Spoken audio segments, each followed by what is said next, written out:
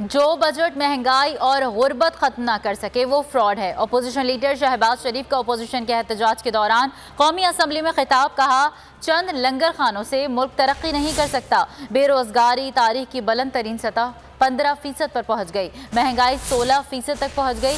Faeces आमदनी 13% कम हो चुकी है।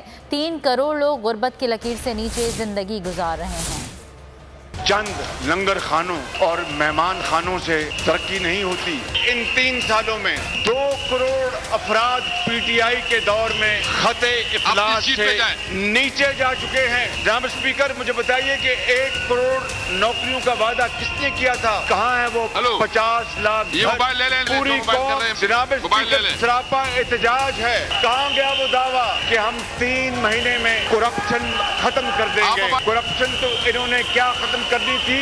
आज तारीख की बदतरीन करप्शन पीछे आ जाए, आप लोग पीछे आ जाए। जारी है। बिजली के सस्ते तरीन मंसूबे नवाज शरीफ के दौर में लगे। नवाज शरीफ ने बिजली बनाई, इन्होंने कौम पर बिजली गिराई। इन 3 सालों में रुपए की कदर डॉलर के मुकाबले में 35% कम करने के बावजूद 2018 का जो एक्सपोर्ट का लेवल था पीएमएलएन गवर्नमेंट का, ये उससे आगे आज तक नहीं जा सके।